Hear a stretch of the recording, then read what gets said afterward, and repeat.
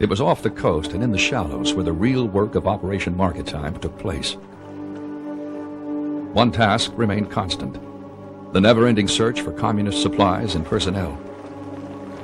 Day after day, swift boat and WPB crews scoured their patrolled areas, fighting when they had to, rendering aid when they could.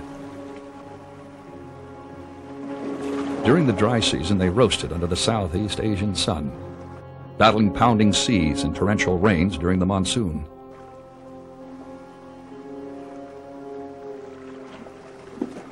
Along the DMZ, a small swift boat base was established at the mouth of the QLVNCH River to better patrol the coast along the border between South and North Vietnam.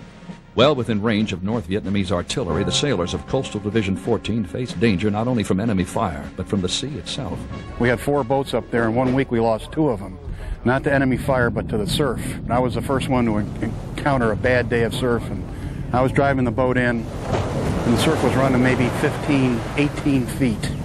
And I was an assault boat coxswain instructor before I came to Nam, so I knew how to drive a boat in surf. Wave just picked us up, came in from another direction.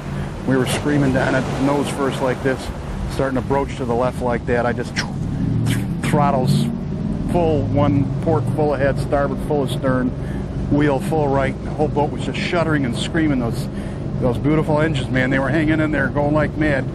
My gunner said we were leaning so far he could have reached out and touched the water. Every time a wave caught up to us, I just back into it. I told my skipper we're going to lose boats. He didn't believe me, but we did. Happily, we didn't lose any guys.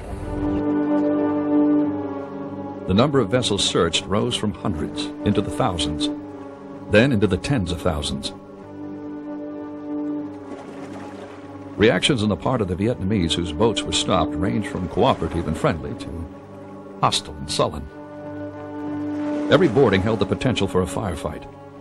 Alertness meant survival. At times the task seemed overwhelming, but as tedious as the patrols may have seemed, the American command was pleased.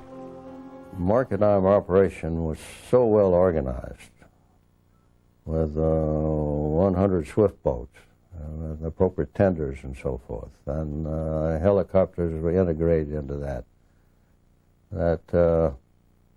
I wouldn't say it was airtight, but the probability of a trawler getting through was rather small. Still, communist trawlers continued to attempt occasional runs past the blockade. From early 1967 on, the large steel-hulled infiltrators found themselves blocked by yet another obstacle: newly deployed high-endurance cutters, armed with hard-hitting 5-inch guns.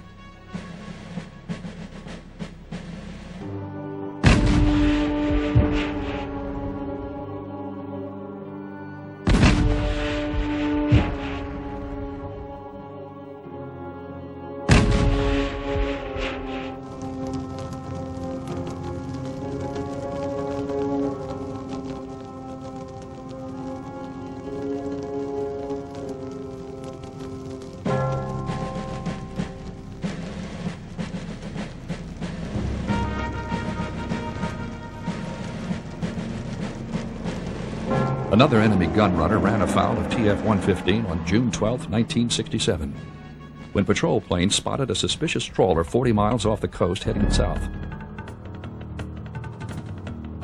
Designated Skunk Alpha on the plotting board, for 3.5 days the trawler continued its journey. On the dark night of July 15th, the smuggler made its move. Dashing in from the sea, Skunk Alpha was able to mask its radar image against the South Vietnamese coastline long enough to throw its deep water pursuers off the scent. Inshore, Navy swift boat PCF-79 and the Coast Guard cutter Point Orient waited.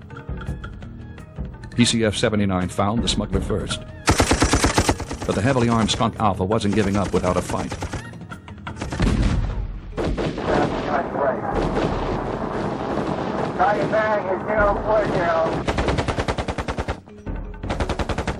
Helicopters and a Navy gunboat joined in.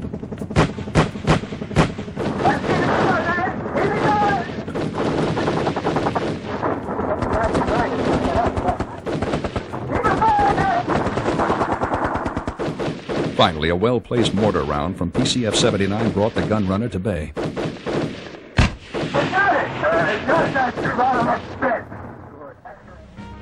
Next morning, A beached and burned out smuggler gave up its secrets. Over 12 tons of ammunition and 3,000 communist weapons never made it into the hands of the Viet Cong, thanks to Operation Market Time and the swift boat sailors of PCF 79.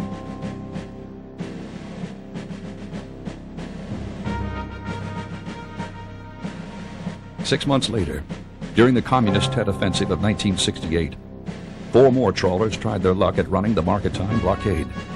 3 were destroyed. 1 ran for home.